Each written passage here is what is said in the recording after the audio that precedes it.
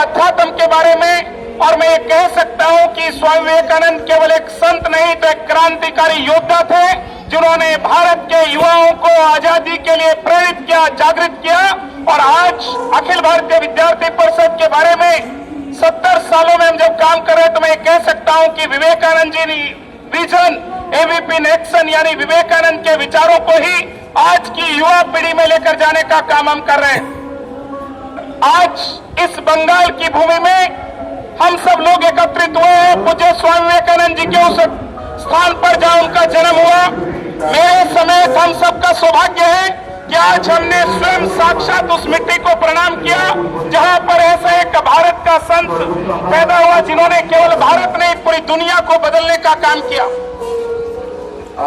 स्वामी विवेकानंद जी कहते थे कि अपने अंदर के विश्वास को जागृत करना ही ईश्वर की सच्ची प्रार्थना है। और वो कहते थे दरिद्र नारायण की सेवा ही ईश्वर की आराधना है। और इसलिए उन्होंने हमेशा कहा दरिद्र नारायण ही ईश्वर का प्रत्यक्ष स्वरूप है।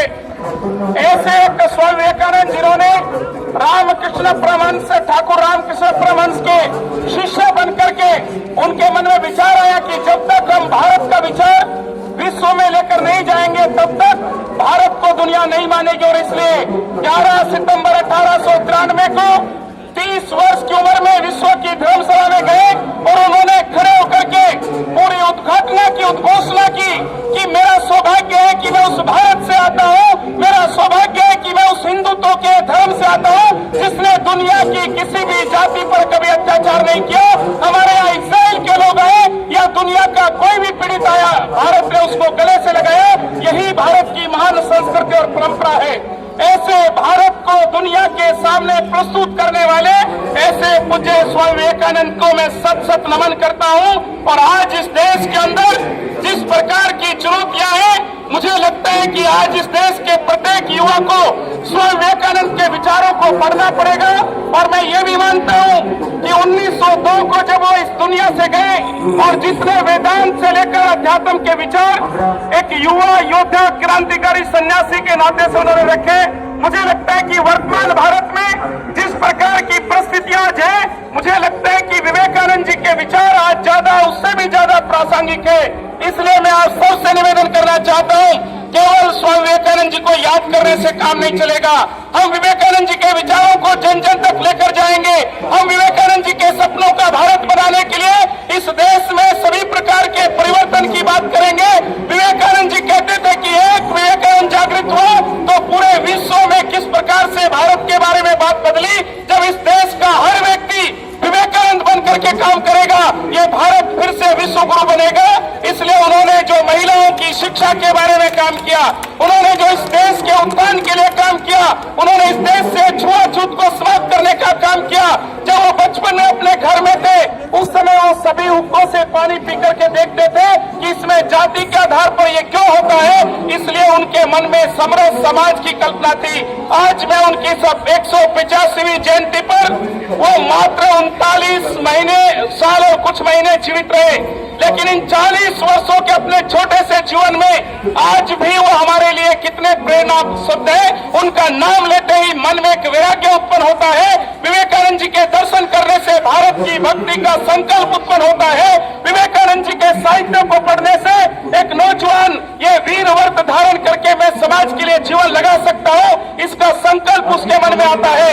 ऐसे विवेकानंद को, जिसको पूज्य अम्बेडकर जी ने कहा कि पिछली शताब्दी में भारत ने अगर पूरी दुनिया को कोई एक चीज का अगर देन दिया है, पूज्य विवेकानंद के बारे में डॉक्टर साहब भीमराव अम्बेडकर जी कहते हैं भारत ने अगर पिछली शताब्दी में पूरी दुनिया को कुछ दिया है तो पूज्य स्वामी विवेकानंद है, जिन्होंने भारत के वेदांत के आधार पर संपूर्ण मानवता, सहिष्णुता, वो गर्व के साथ कहते थे जो चाहे जिस पद से आए साधक केंद्र बिंदु पहुंचेगा।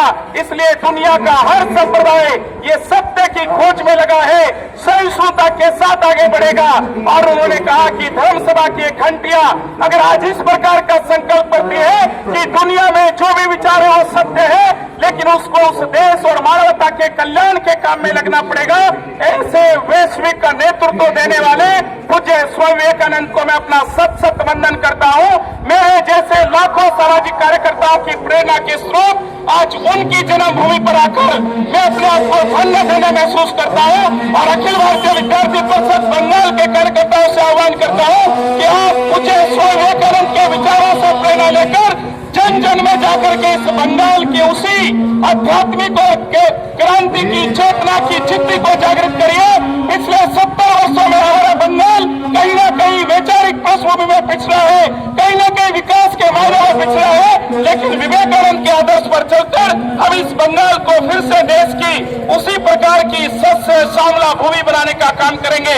आइए मुझे विवेकानंद जी को याद करते हुए अपने जीवन में विनम्रता के साथ, दृढ़ता के साथ और भारत भक्ति का मंत्र ले। वो कहते थे, उत्तिष्ठ जागृत प्रबोधता, उठो जागो और जब तक लक्ष्य प्राप्ति नहीं होता तब तक रुको मत। आइए उन्हीं विवेकानंद के विचार को लेकर के अपने जीवन को आगे बढ़ाएं। बहुत बहुत धन्यवाद। भारत माता की आनंद के आनंद की, नंद के आनंद की।